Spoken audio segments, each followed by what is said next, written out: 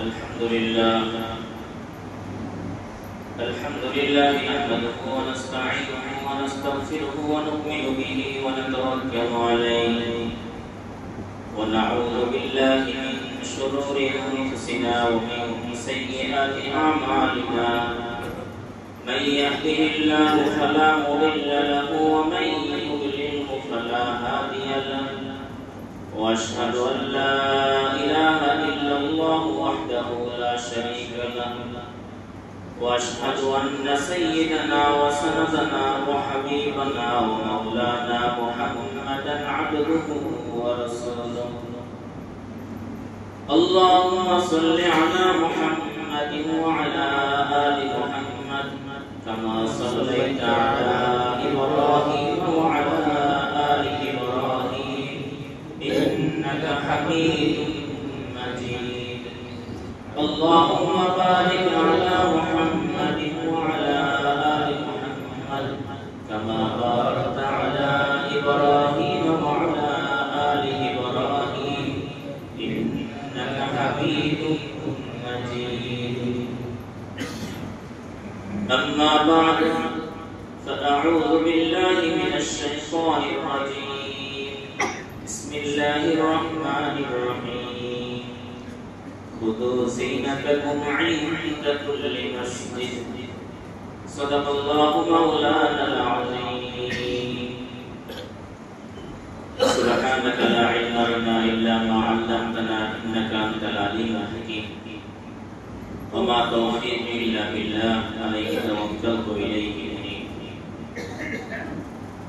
محترم মুসলিম ইকরাম আল্লাহ জাল্লা শানুহু অনেক বড় ইহসান দয়া ফজল ও করম তিনি আমাদেরকে আজ পর্যন্ত হায়াত দিয়েছেন দিল ও দিমাগ সুস্থ রেখেছেন ঈশার নামাজ জামাতের সাথে আদায় করার তৌফিক দিয়েছেন কিছু দিনই কথা বলা এবং শোনার জন্য বসার তৌফিক দিয়েছেন আলহামদুলিল্লাহ আলহামদুলিল্লাহ ভিডিও নেগেটিভ পছন্দ করি না চেহারা নিলাম না হুজুর আচ্ছা আমি তো অডিও আনি নাই হুজুর আপনি তাহলে ফেসটা ঘুরে দিন মুহতারাম হাজিরিন আল্লাহ তাআলার অনেক বড় ইহসান আল্লাহ তাআলা তিনি আমাদেরকে তার প্রিয় জায়গায় নিয়ে এসেছেন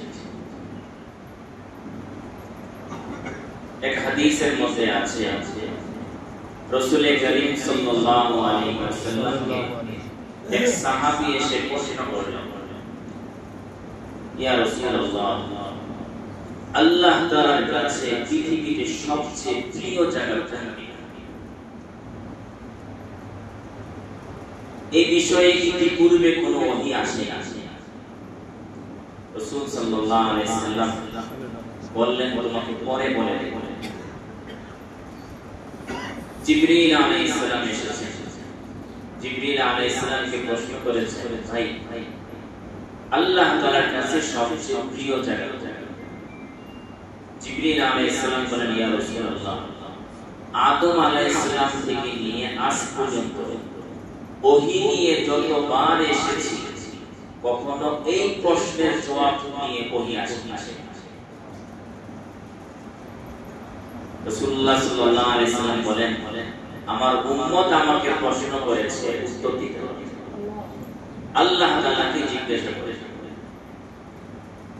জিবরিল আলাইহিস সালাম বলেন আল্লাহকে কখনো প্রশ্ন করেন জিবরিল আলাইহিস সালাম আল্লাহ তাআলাকে জিজ্ঞাসা করেছেন আল্লাহ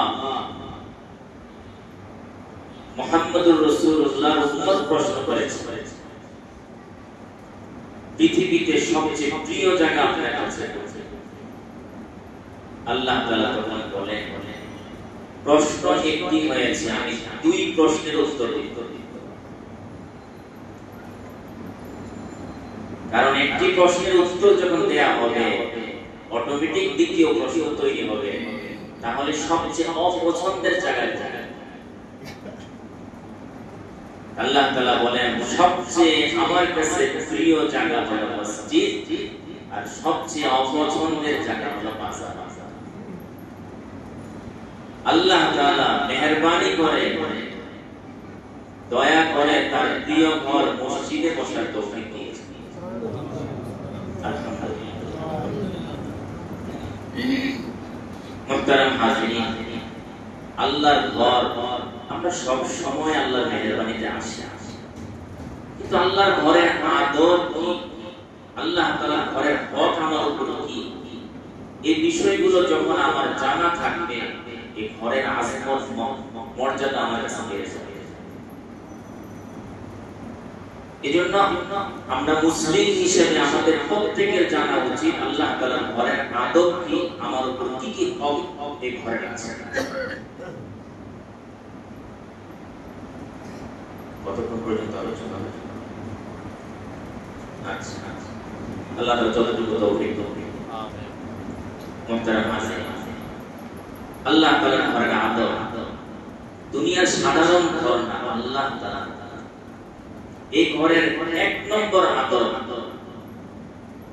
এই ঘর থেকে মুয়াজ্জিন যখন আযান দিবে, ওই আযান আমি মনোযোগের সাথে, গুরুত্বের সাথে শুনতে এবং আযানের জবাব দেব। দুনিয়াতে যে কোনো দেশের প্রেসিডেন্টের পক্ষ থেকে যখন এলান হয়, তখন কার জবান থেকে এলান হচ্ছে সেটা চিন্তা করার বিষয় না। এলানটা প্রেসিডেন্টের এলান, প্রত্যেকেই মনোযোগ দিয়ে এলান শোনার চেষ্টা করে।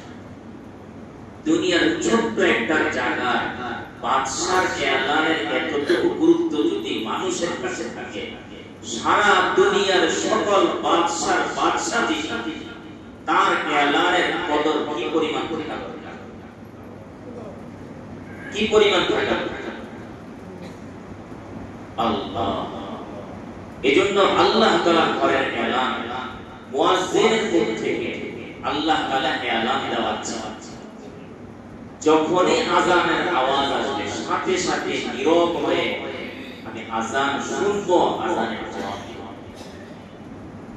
এজন্য কিতাবের মধ্যে মাসালা আছে, কোন মুমিন মসজিদে যখন কোরআন তেলাওয়াত করে, ওই অবস্থায় যখন আযান শুরু হয়ে যায়, কোরআন তেলাওয়াত বন্ধ করে আযানের জবাব দিবে।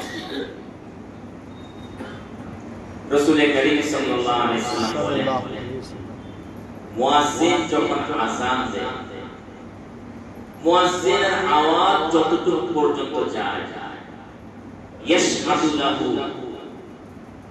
কুল্লু রাতবিন ওয়া ইয়াবিসিন, মুয়াজ্জিনের জন্য হাসরের মাঠে আশেপাশে যত জায়গায় আওয়াজ পৌঁছেছে, সব জায়গা মুয়াজ্জিনের জন্য সাক্ষী দিবে। সুবহানাল্লাহ।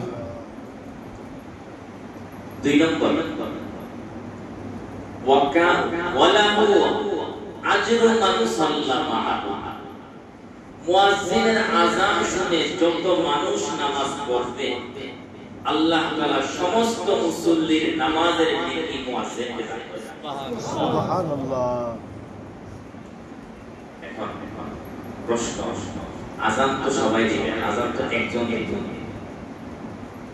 তাহলে সবাই কষ্ট করে আসলে সবার নেকি মুয়াজ্জিন নিয়ে গেলেন, আমাদের কি এরকম কোনো ব্যবস্থা নেই? আমরা আযানের আমরাও এরকম সওয়াব পেয়ে যাব? রাসূলুল্লাহ সাল্লাল্লাহু আলাইহি ওয়াসাল্লাম বলেছেন, হ্যাঁ, ব্যবস্থা আছে। সেটা হলো মুয়াজ্জিনের আযান মনোযোগ দিয়ে শুনে জবাব দিতে হবে। মুয়াজ্জিনের আযান শুনে যে ব্যক্তি জবাব দিবে, আল্লাহ তাআলা তাকে সেই নেকি দান করবেন। সুবহানাল্লাহ। এজন্য মসজিদের এক নম্বর আদব হলো মসজিদের আযান মনোযোগ দিয়ে শোনা এবং আযানের জবাব দেওয়া। দুই নম্বর, মসজিদের নামাজের প্রস্তুতি ঘর থেকে শুরু করা। নিজের ঘর থেকে নামাজের প্রস্তুতি শুরু করা, এটা মসজিদের আদব। মসজিদে এসে নামাজের প্রস্তুতি নেওয়া, এটা মসজিদের আদব না।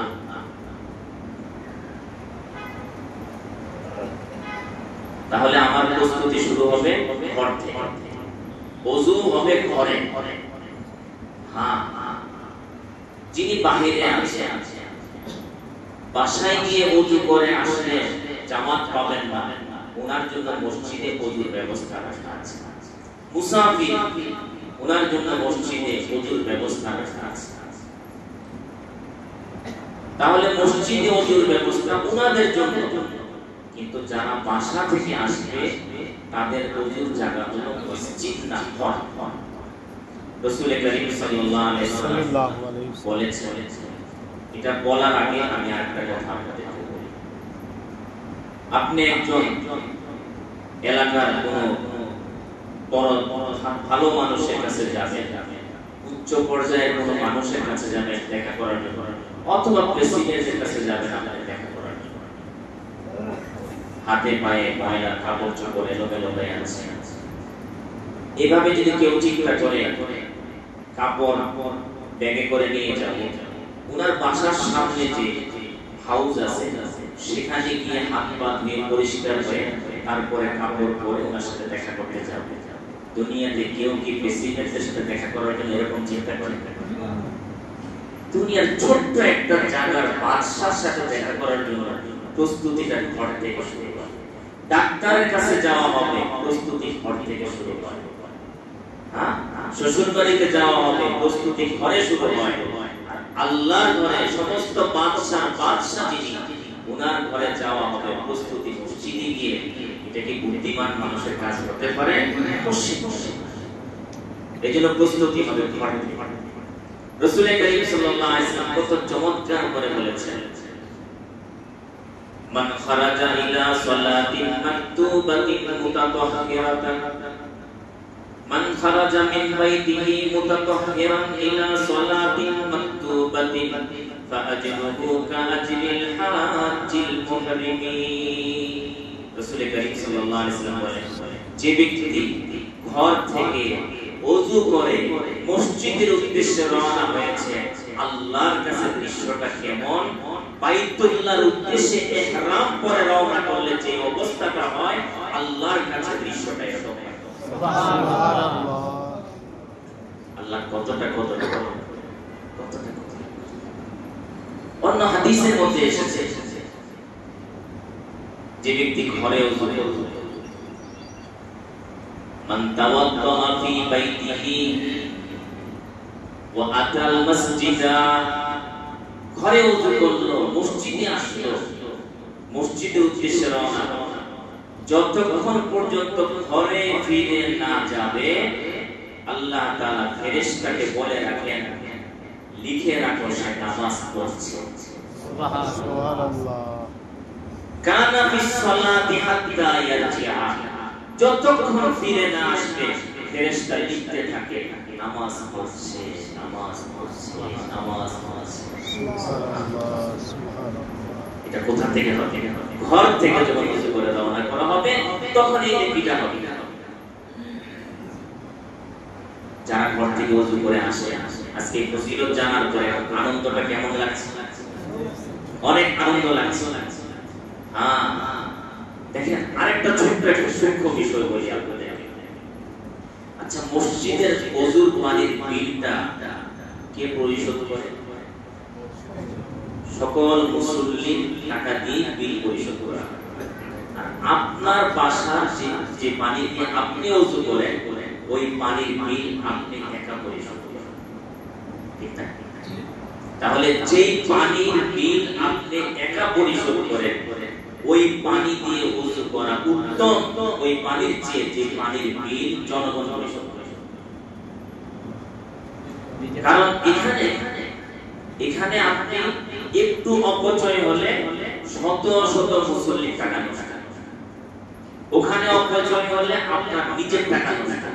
অপচয় এখানে অপচয় হলে 1000 মুসল্লি যদি টাকা দিয়ে থাকে, 1000 মুসল্লির টাকা নষ্ট। 1000 মুসল্লির কাছে ঘুরে মাপ চাওয়াটা অনেক কঠিন। নিজে অপরাধ করলে নিজের মাপ চাওয়া আল্লাহর কাছে সহজ, কিন্তু বান্দার হক নষ্ট করলে এটা বড় কঠিন বিষয়।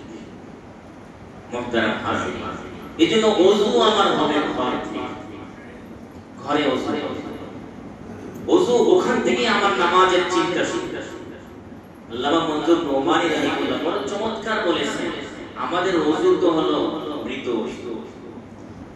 আমাদের ওযু হবে জীবন্ত, ওযু থেকেই আমার আল্লাহ তাআলার ধ্যান খেয়াল শুরু হয়ে যাবে। এজন্য আল্লাহ মুহাম্মদ নোমানী রাহিমাহুল্লাহ বলেন, একজন মুসলিম যখন ওযু করবে, ওযু করার সময় বসে বসে নিয়ত করবে দুনিয়ার কারো সাথে কথা বলার জন্য না, আহকামুল হাকিমিন আল্লাহ রাব্বুল আলামিনের সাথে কথা বলার জন্য আমি প্রস্তুতি নিচ্ছি। ওখানে এই চিন্তা করে ওযু শুরু করবে, বাস ওখান থেকেই নামাজের মনোযোগ শুরু হয়ে যাবে।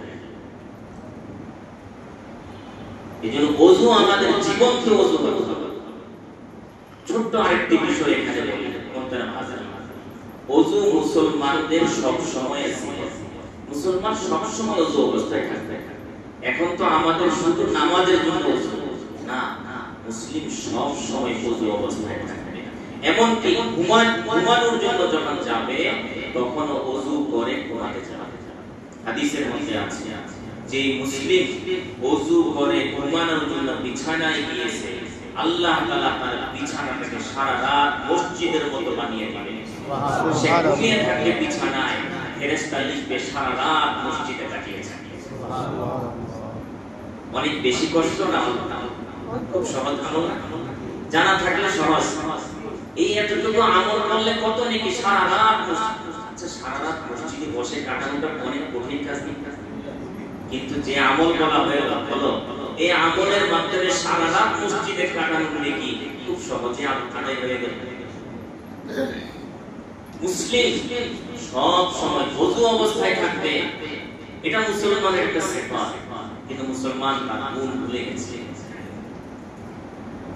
যে মুসলমান সব সময় ওযু অবস্থায় থাকে, আল্লাহ রাব্বুল আলামিনের সে সব সময় রক্ষণাবেক্ষণের ভিতরে, হেফাজতের ভিতরে।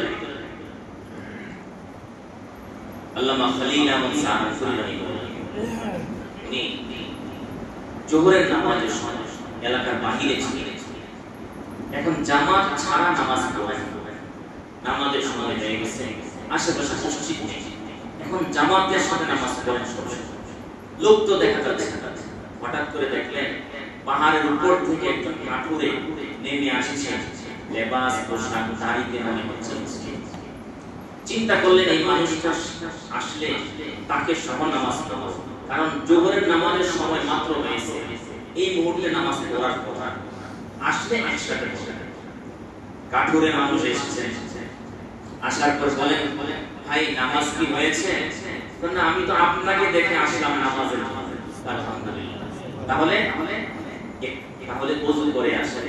কাঠুরেকে বলতেছেন ওযু করে আসে। কাঠুরে রাগ হয়ে গেছে, হুজুর আপনি বলেন, আপনি কি আমাকে মুসলমান মনে করেন না? মুসলমান কি আবার ওযু ছাড়া থাকে? কাঠুরে মানুষের কথা, মুসলমান কি আবার ওযু ছাড়া থাকে? আল্লাহ, ওযু অবস্থায় মুসলমানের জিন্দেগি কাটে। তাহলে পবিত্রতার সাথে তার জিন্দেগি কাটতেছে। মুসলমানের জীবন ভিতরটাও পবিত্র ঈমানের কারণে, আর বাহিরটা পবিত্র ওযুর কারণে। দুনো জগৎ যখন তার পবিত্র, মৃত্যুর সাথে সাথে তার ঠিকানা যাবে না। সুবহানাল্লাহ। এজন্য প্রস্তুতি শুরু হবে ওখান থেকে। ওযু হয়ে গেল, আলহামদুলিল্লাহ। এবার ওযু করে নামাজ পড়ার জন্য আসবো। আল্লাহ রাব্বুল আলামিন কি চমৎকার করে বলেছেন, খুযু যিনাতাকুম ইনদা কুল্লি মাসজিদ। বান্দা মসজিদে আসবে, সুন্দর করে সেজে মসজিদে আসবে। আচ্ছা, একজন মানুষ যখন তার শ্বশুর বাড়িতে বেড়াতে যায়, তখন কি লুঙ্গি আর একটা শার্ট বা গেঞ্জি পরে চলে যান? একটা প্রস্তুতি থাকে, সুন্দর ভালো পোশাকটা পরে যাওয়ার চেষ্টা করে। ডাক্তারের কাছে যাবেন, সেখানে ভালো পোশাকটা পরে যাওয়ার চেষ্টা করে। তো যে কোনো জায়গায় যান, মানুষ ভালো পোশাকটা পরে যান। বাদশার বাদশা, সমস্ত বাদশার বাদশা, কুলিল্লাহুম্মা মালিকাল মুলক তুতিল মুলকা মান তাশা ওয়া তানজিউল মুলকা মিম্মান তাশা ওয়া তুইজ্জু মান তাশা ওয়া তুযিল্লু মান তাশা বিয়াদিকাল খায়র ইন্নাকা আলা কুল্লি শাইইন কাদির। ওই আল্লাহ তাআলার দরবারে যাচ্ছি, তাহলে পোশাকটা কেমন হওয়া দরকার? সাধ্য অনুযায়ী ভালো পোশাক পরে আসার চেষ্টা।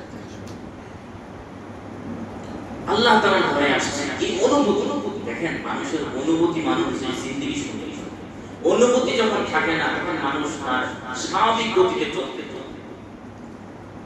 বিবারিয়া ব্রাহ্মণবাড়িয়া নাম শুনেছেন? বিবারিয়াতে একজন বড় আলেম ছিলেন হযরত মাওলানা সিরাজুল ইসলাম সাহেব। অনেক বড় আলেম ছিলেন, 130 সে বয়স পেয়েছে।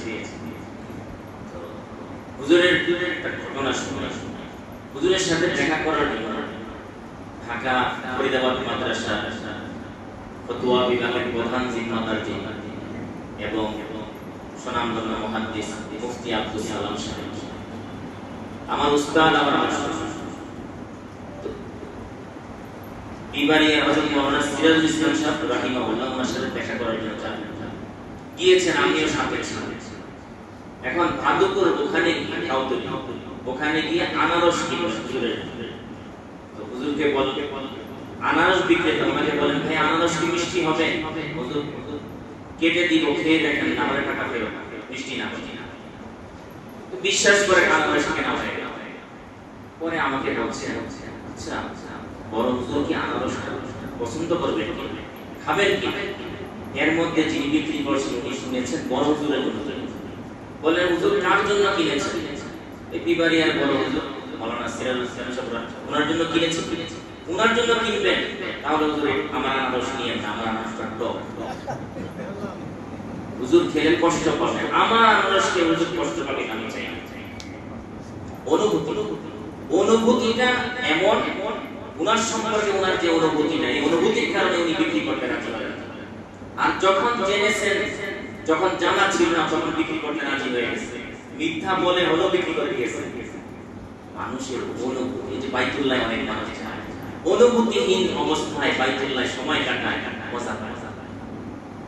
মক্কা মদিনায় অনুভূতি নিয়ে যখন মানুষ কাটায়, প্রত্যেকটা জায়গায় জায়গায় একটা আনন্দ। তো আমার ভালো, আমার সাধ্যের ভিতরে ভালো পোশাক যেটা আছে সেটা পরে আমি রওনা করব ওখানে ঘরে মসজিদে। আল্লাহ কি নিয়তে বের হবে? নিয়ত আছে, নিয়ত প্রয়োজন। কি নিয়তে বের হবে? হাদিস শরীফে রাসূল করিম সাল্লাল্লাহু আলাইহি ওয়াসাল্লাম নিয়ত আমাদেরকে শিখিয়েছেন। মান গাদা ইলাল মসজিদ لا يريد إلا ليتعلم خيرا أو ليعلمه أو يعلمه كان له مثل أجر المعتمد تام العمرة। চমৎকার কথা বলেছেন। সকালবেলা কেউ যদি মসজিদের উদ্দেশ্যে রওনা হয়, উদ্দেশ্য কি? মসজিদে গিয়ে ইমাম সাহেবের কাছে কিছু শিখে নেবেন, কিছু মাসালা জিজ্ঞাসা করবেন, সুযোগ হলে কিছু কথা শিখে নেবেন, এই উদ্দেশ্যে উনি বের হয়েছেন। আর যিনি আলেম উনি বের হয়েছেন, যদি কোনো মুসল্লি আমাকে জিজ্ঞাসা করে আমি একটু বসে কষ্ট করে শিখাবো, এই উদ্দেশ্যে যখন কোনো মুসল্লি আর ইমাম বের হয়ে আসে, রাসূল সাল্লাল্লাহু আলাইহি ওয়াসাল্লাম দিনের বেলার নামাজে যারা এই নিয়তে আসবে, আল্লাহ তাআলা প্রতি বেলা তাকে একটা কবুল উমরার নেকি দান করেন। সুবহানাল্লাহ। ومن غدا ومن راح إلى المسجد لا يريد إلا ليتعلم خيرا أو يعلمه كان له مثل أجر الحاج تام الحجة। যে ব্যক্তি সন্ধ্যার পর থেকে রাতের বেলা মসজিদে আসবে, উদ্দেশ্য কি? সুযোগ হলে কিছু শিখে নিব, সুযোগ হলে কিছু শিখে নিব। আর যিনি আলেম উনি নিয়ত করেছেন সুযোগ হলে কিছু শিখাবো। এই নিয়তের কারণে আল্লাহ রাব্বুল আলামিন তাকে পূর্ণ একটি হজের দিকে দান করেন। সুবহানাল্লাহ। মোহতারাম হাজিরিন, এই নিয়ত করা কি কঠিন কিছু? খুব সহজেই হজের নেকি আর উমরার নেকি, সহজেই হজ আর উমরার নেকি। এজন্য প্রতি বেলা আসার সময় নিয়ত করব কিছু না কিছু শিখব। আরেকটা ছোট্ট বিষয়, শিখার একটা সহজ রাস্তা বলি। দেখেন, হাঁটতে চলতে যে কোনো সময় ফটকা লাগে।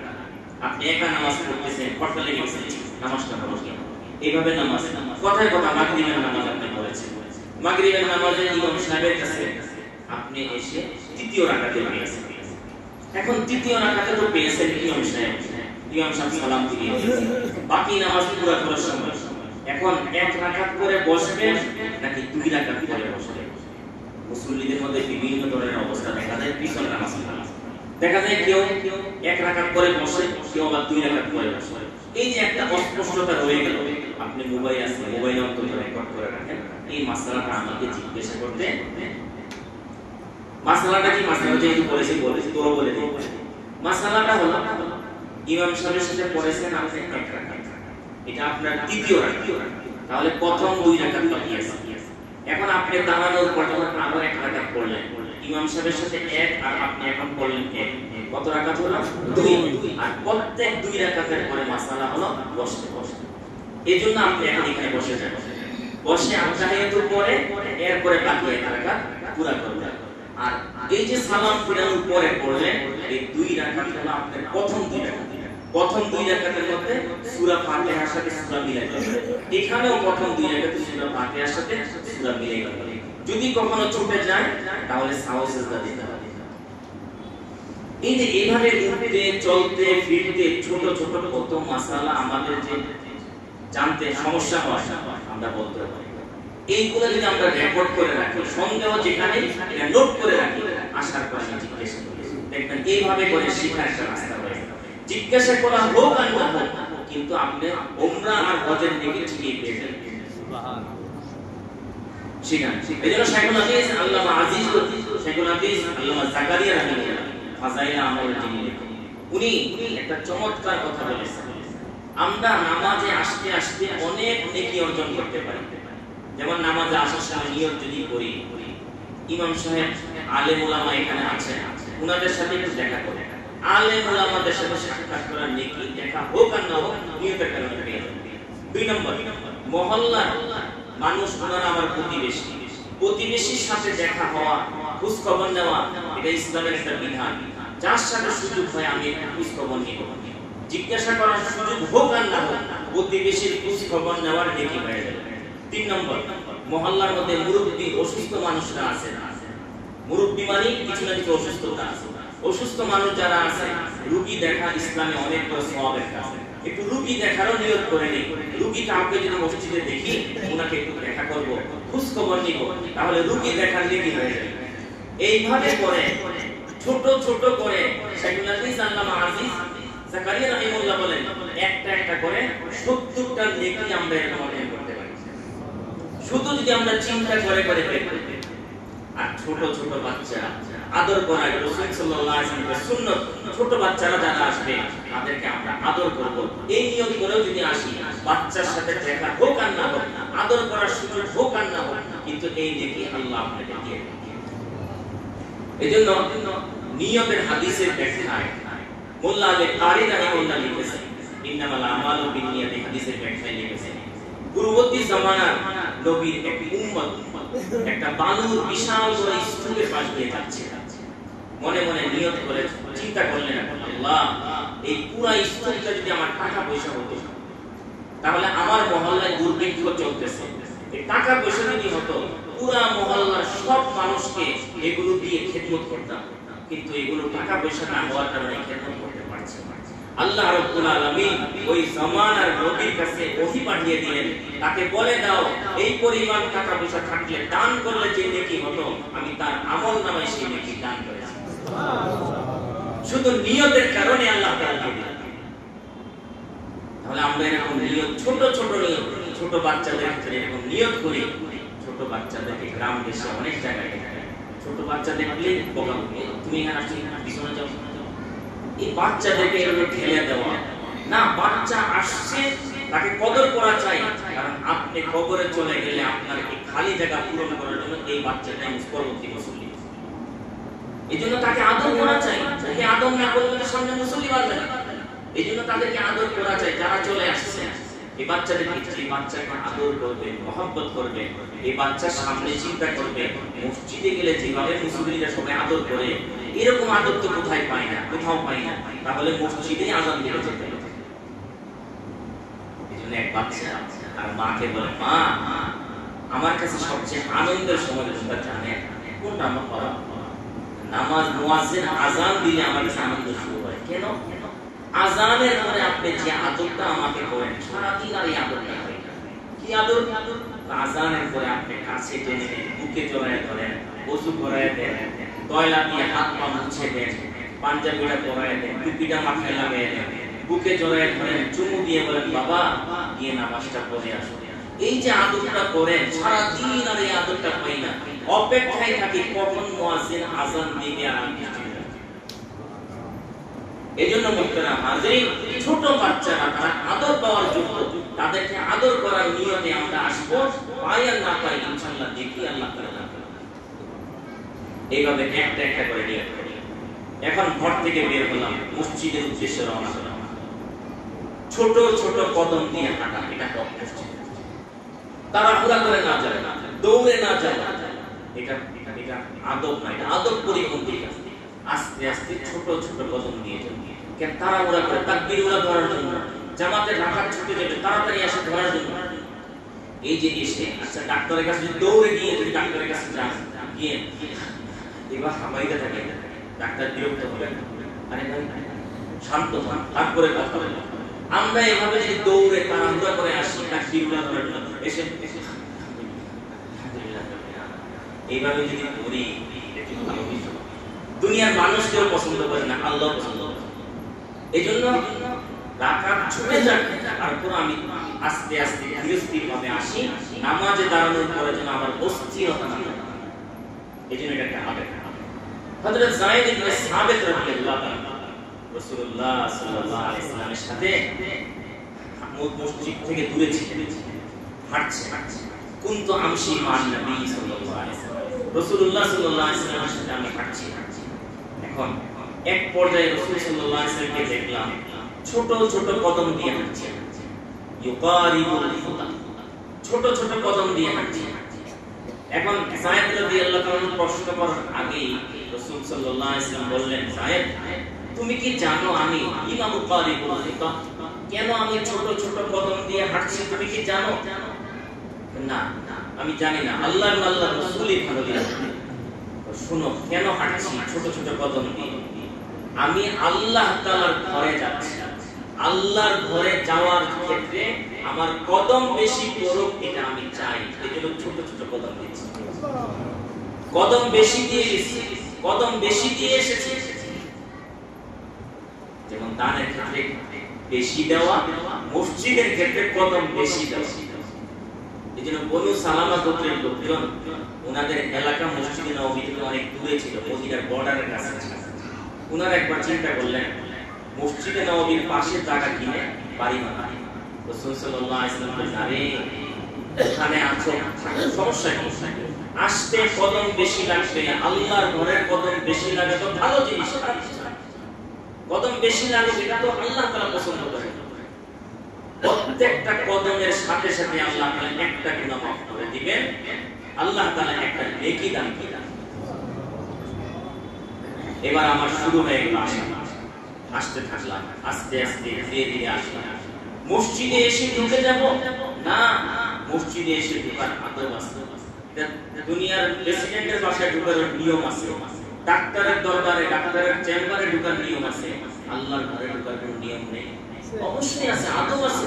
কোথায় ঢুকছি একটু ঠান্ডা মাথায় চিন্তা করি, আল্লাহর ঘরে ঢুকছি, সমস্ত বাদশার বাদশা যিনি উনার ঘরে ঢুকছি, এতটুকু চিন্তা করে ঢুকি, তাহলে ঢুকাটা বিনয়ের সাথে ঢুকা হবে, অহংকার আর মসজিদে ঢুকা।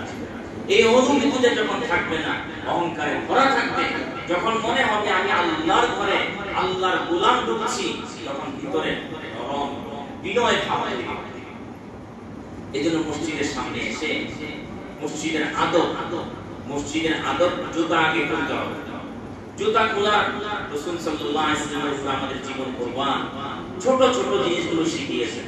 জুতা খোলা শিখিয়েছেন, জুতা পরিধান করা শিখিয়েছেন, জুতা কিভাবে পরতে হবে সেটাও শিখিয়েছেন।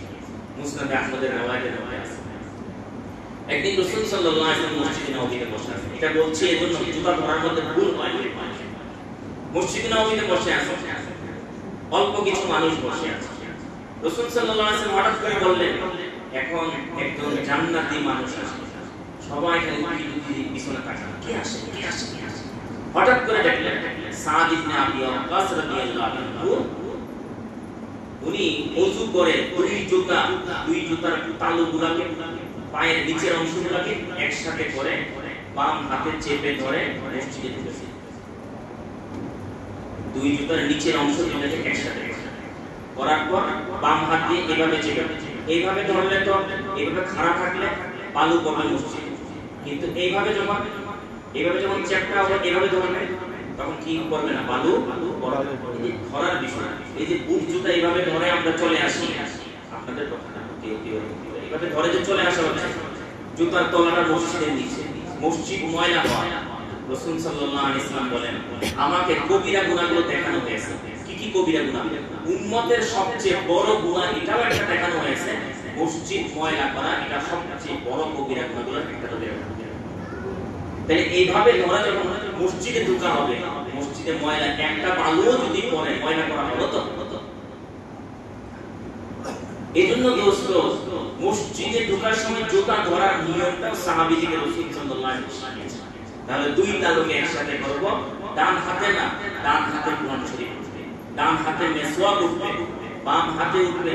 আমরা তো আজকে ডান বামও ভুলে গেছি, কোথায় কি থাকবে সেটাও বুঝি না।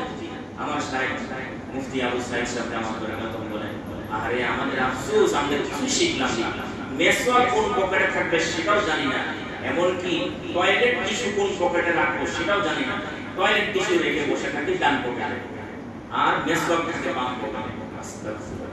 টয়লেট টিস্যু থাকে বাম পকেটে আর মেসওয়াক থাকবে ডান পকেটে।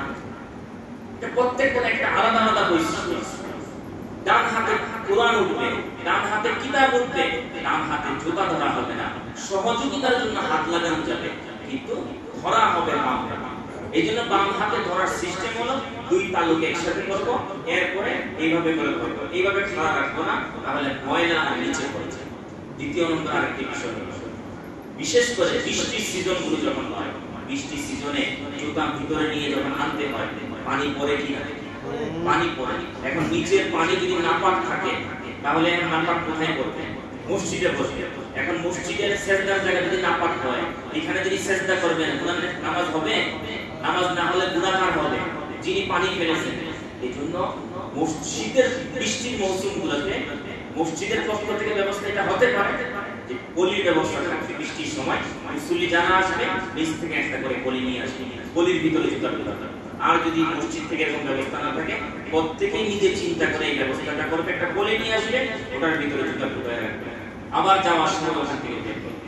ছোট্ট একটু বিষয় খেয়াল করার কারণে মসজিদটা পাক পবিত্র। ছোট্ট বিষয় কিন্তু এটা শিক্ষা। রাসূল সাল্লাল্লাহু আলাইহি ওয়াসাল্লাম জুতা ধরাটাও আমাদেরকে শিখিয়েছেন। তাহলে আল্লাহর ঘর মসজিদের সামনে যখন আসা হবে, ওখানে এসে জুতা খোলা হবে। রাসূল সাল্লাল্লাহু আলাইহি ওয়াসাল্লাম জুতা খোলার নিয়ম শিখিয়েছেন। আগে বাম পায়ের জুতা আগে খোলা হবে, ডান পায়ের জুতা পরে খোলা হবে। জুতা পরিধানের ক্ষেত্রে ডান পায়ের জুতা আগে পরা হবে, বাম পায়ের জুতা পরে খোলা হবে। পরা হবে। তো এখন মসজিদে ঢোকার আগে জুতা খুলতে হবে, বাম পা খোলা হবে, এরপরে ডান পা, জুতাগুলো ধরা হবে। মসজিদে যখন ঢুকবো, মসজিদে ঢোকার আগে এবার দোয়া করব, আল্লাহর ঘরে ঢুকতেছি, বিসমিল্লাহ, এরপরে দরুদ শরীফ পড়ব, আল্লাহুম্মা সাল্লি আলা মুহাম্মাদ। এরপরে এই ছোট্ট একটা দোয়া লেখা আছে, আল্লাহুম্মা আফতাহলি আবওয়াবা রাহমাতিক। আল্লাহ আপনার ঘরে ঢুকতেছি, আমার জিন্দেগিতে কত রকমের রহমতের প্রয়োজন আমি কিছুই জানি না। আল্লাহ আমি আপনার দরবারে ফরিয়াদ করছি, রহমতের জায়গায় চলে এসেছি, রহমত দেওয়ালা আপনি, আমি আপনার দরবারে হাজির। আমার পুরো জিন্দেগির যত জায়গায় রহমত দরকার সব রহমতের দরজা আমার জন্য খুলে দেন। মৃত্যুর সময় রহমত থাকলে ঈমানের সাথে মৃত্যু হবে, আর অসুস্থ অবস্থায় আল্লাহর রহমত থাকলে ওই অসুস্থ অবস্থায় মৃত্যু হলে শাহাদাতের মৃত্যু হবে। অসুস্থ অবস্থায় আল্লাহর রহমত থাকলে ওই অসুস্থ অবস্থায় পুরো জিন্দেগি গুনাহ মাফ হয়ে যাবে। এজন্য মুহতারাম হাজিরিন, আল্লাহ রাব্বুল আলামিনের ঘরে ঢুকছি, দোয়াটা আল্লাহুম্মা আফতাহলি আবওয়াবা রাহমাতিক। শুধু এটা মসজিদের সাথে আপনি যে কোনো সময় প্রয়োজন আপনি এরপরে এইভাবে মসজিদে ঢুকলাম। এবার মসজিদ থেকে আমার কথা শেষ করে আসছি, মসজিদ থেকে বের হওয়ার ছোট্ট একটা দোয়া আমি আগে বলে দিই। দেখেন মসজিদে যখন থাকলাম, কিছু করেন না করেন নেকি হচ্ছে তো, মসজিদে বসে আছে নেকি কিন্তু অন্য হচ্ছে না, কিছু না কিছু নামাজ হয় না, নফল হয়, সুন্নত হয়, দোয়া হয়, জিকির হয়, কত আমল হয়। অনেক মুসল্লি মাশাআল্লাহ তেলাওয়াত করে, মাশাআল্লাহ চমৎকার একটা দৃশ্য মসজিদে আসলে দেখা যায়। গল্প গুজব, বসে একসাথে মিটিং করা, এটা তো প্রয়োজন না, প্রয়োজন যখন হয় তখন ভিন্ন, কিন্তু স্বাভাবিক মসজিদের দৃশ্যটা অনেক চমৎকার। যেমন আমি যখন এসেছি তখন দেখলাম মাশাআল্লাহ অনেক মুসল্লি তেলাওয়াত করতেছে, অনেক মুসল্লি নামাজ পড়তেছে, কেউ দোয়া করতেছে, এটা সুন্দর একটা দৃশ্য। এই যে কামাই করা হলো, অনেক কিছু অর্জন হয়েছে না। ইবলিসের কি ভালো লাগে? ইবলিসের ভালো লাগে। এই জন্য ইবলিসের পক্ষ থেকে আলাদা একটা স্পেশাল বাহিনী আছে, যাদের কাজ হলো মসজিদ থেকে যারা নেকি কামায় বের হবে ওদের নেকিগুলো নষ্ট করে দেবে। বুঝেন না কথা? যার কাছে টাকা পয়সা আছে, টাকা তোর কাছে যাবে।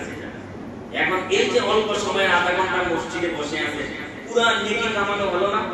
এখন ইবলিসের ভালো লাগে, ইবলিস এই সম্পদগুলো নষ্ট করতে চায়। এই জন্য স্পেশাল একটা বাহিনী আছে, ওই বাহিনীর কাজ হলো এই আমলগুলো নষ্ট করে দেওয়া। এই জন্য রাসূল সাল্লাল্লাহু আলাইহি ওয়াসাল্লাম একটা দোয়া শিখিয়েছেন, কেউ যদি এই দোয়াটা মসজিদ থেকে বের হওয়ার সময় পড়ে আর ওই বাহিনী তার আমল নষ্ট করার কোনো শক্তি নেই। ছোট্ট একটা দোয়া, আল্লাহুম্মা ইন্নী আউযু বিকা মিন ইবলিস ওয়া জুনুদি। ছোট্ট না? আল্লাহুম্মা, এটা আমরা পারি, ইন্নী আউযু বিকা, এতটুকু সবাই পারি, খালি মিন ইবলিস ওয়া জুনুদি। আল্লাহ, ইবলিস এবং ইবলিসের বাহিনী যারা এখানে দাঁড়ানো আছে, এদের সবার কাছ থেকে আমি আপনার কাছে পানাহ চাই। এই দোয়া পড়ার সাথে সাথে ওদের রাস্তা বন্ধ হয়ে যায়, ওরা আর কোনো ধোঁকা দিতে পারে না। আল্লাহুম্মা ইন্নী আউযু বিকা, আল্লাহুম্মা ইন্নী আউযু বিকা মিন ইবলিস ওয়া জুনুদিহি। আল্লাহুম্মা ইন্নী আউযু বিকা মিন ইবলিস ওয়া জুনুদিহি। আল্লাহুম্মা ইন্নী আউযু বিকা মিন ইবলিস ওয়া জুনুদিহি। আল্লাহুম্মা ইন্নী আউযু বিকা মিন ইবলিস ওয়া জুনুদিহি। ইনশাআল্লাহ ছোট্ট ছোট এই যে মজলিসগুলো, মাদ্রাসার উসিলায় ছোট ছোট মজলিসগুলো হয়, এটা অনেক দামি। এই একটা একটা জিনিস শিখতেছেন, অনেক আমল হয়ে যাবে ইনশাআল্লাহ, জিন্দেগিটা দামি হয়ে যাবে। তাহলে মসজিদে ঢুকলাম, কোথায় ঢুকলাম? আল্লাহর ঘরে ঢুকেছি। এই জন্য আল্লাহর ঘরে ঢোকার একটা ঢোকার পরে মসজিদের ভিতরের একটা হক আছে, মসজিদের একটা হক। আপনি যেই মহল্লার মসজিদে থাকেন, যেই মহল্লার মসজিদে নামাজ পড়েন, ওই মহল্লার মসজিদে একটা হক আপনার উপর আছে। 24 ঘন্টার ভিতরে একবার হলেও 2 রাকাত তাহিয়াতুল মসজিদ পড়তে হবে। 24 ঘন্টার ভিতরে একবার হলেও কমপক্ষে তাহিয়াতুল মসজিদ নামাজ পড়তে হবে। 5 ওয়াক্ত নামাজে আমরা আসি, 5 ওয়াক্ত নামাজে যখন আসি তখন আমরা তাহিয়াতুল মসজিদ, কিছু না সময় আছে যে সময়গুলোতে, যেমন মাগরিবের নামাজের সময়, এই সময়গুলোতে তাহিয়াতুল মসজিদ না। নিষিদ্ধ সময়গুলো এগুলোতে মসজিদে আসে, যেমন সূর্য বরাবর আছে এই সময় মসজিদে ঢুকেছে, এই সময় তাহিয়াতুল মসজিদ না। সূর্য উঠছে এই সময় তাহিয়াতুল মসজিদ না। সূর্য ডুবছে ওই সময় মসজিদ, তাহিয়াতুল মসজিদ না। এজন্য পুরা মহল্লার যে মসজিদে আপনি থাকেন, ওই মসজিদে 24 ঘন্টার ভিতরে কমপক্ষে একবার কি করতে হবে? তাহিয়াতুল মসজিদ পড়তে হবে। এটা মসজিদের একটা হক আপনার কাছে। আপনি বললেন, মসজিদের হক আদায় করলেন, মসজিদের ইকরাম করলেন, সম্মান করলেন। আর ওযু যখন হয়েছে, ওযুর সাথে 2 রাকাত নামাজ আছে, ওযুর পরে 2 রাকাত নামাজ আছে। এই 2 রাকাত নামাজকে তাহিয়াতুল ওযু বলে। নামাজ নাম মনে থাকুক আর না থাকুক, 2 রাকাত ওযুর নামাজ, এতটুকু বলতে পারি। 2 রাকাত মসজিদের নামাজ, নাম এগুলো কিছু না। হাদিসের মধ্যে নামের কথা আসে, নাম পরে বানানো হয়েছে, কিন্তু মৌলিক ভাবে এটা হলো ওযুর নামাজ আর মসজিদের নামাজ। এখন নামাজের মধ্যে যখন আমরা আসবো, জোহরের নামাজের সময় আপনি এসেছেন, জোহরের নামাজের সময় এখন তাহিয়াতুল মসজিদ, এরপরে তাহিয়াতুল ওযু, 4 রাকাত সুন্নত, সবগুলো পড়লে সময় হবে না। নামাজের সময় আছে মাত্র 5 মিনিট। তাহলে সময় কমে গেল না? তাহলে কি করবেন? এই জন্য মুফতি তকি উসমানী রাহমাতুল্লাহ বলেন, এই জন্য 4 রাকাত সুন্নাত পড়ার সময় নিয়ত করে নিব তাহিয়াতুল ওযু তাহিয়াতুল মসজিদ আদায় করতেছি, তাহলে একসাথে সবগুলো আদায় হয়ে যাবে। এক মিনিটে 30 আল্লাহ আল্লাহ তাআলা আমাদেরকে এই ছোট ছোট আমলগুলো যা শুনলাম আল্লাহ তাআলা আমাদেরকে বুঝার আমল করার তৌফিক আমিন। ওয়া আলহামদুলিল্লাহ আলোচনা শেষ। আজকে দোয়া কান্নাকাটি কমে গেছে না? সময় যখন বসে আছে আল্লাহর ঘরে বসে কাঁদতে পারবো না, দোয়া যখন করবে রাজি আল্লাহ। আজকে কান্না ভুলে গেছে, কান্না নাই, রোনাজারি নাই, মসজিদ পুরো খালি, মানুষ চলে আছে কান্না, কান্নার সময় নেই। 2 রাকাত নামাজ পড়ে একটু যে 5 মিনিট দোয়া করবে এতটুকু সময় শেষ হয়ে গেছে। এই জন্য আমরা একটু অল্প সময়ের জন্য কাঁদবো, কান্না আসো কান্না আসো, কান্নার ভান করে একটু কাঁদবো। আল্লাহর কাছে এটা বড় পছন্দ। আমরা দুনিয়াতে মানুষের কাছে ভান ধরলে মানুষের ভান ধরেছে, মানুষ বিরক্ত, কিন্তু আল্লাহর কাছে কান্নার ভান ধরলে, চোখে পানি আসলে যে মূল্য, কান্নার ভান ধরলে আল্লাহর কাছে সে। এই জন্য আমরা অল্প সময় কিন্তু দোয়া করবো আল্লাহর কাছে সবার জন্য। মুরব্বীরা আছে, যুবকদের জন্য, ব্যবসায়ীদের জন্য, পুরা মহল্লার মানুষের জন্য, সবার জন্য আমরা দোয়া করব। খালিদ সাহেব আছেন না, বাতিগুলো একটু বন্ধ করে দিবেন, একটু অল্প সময়।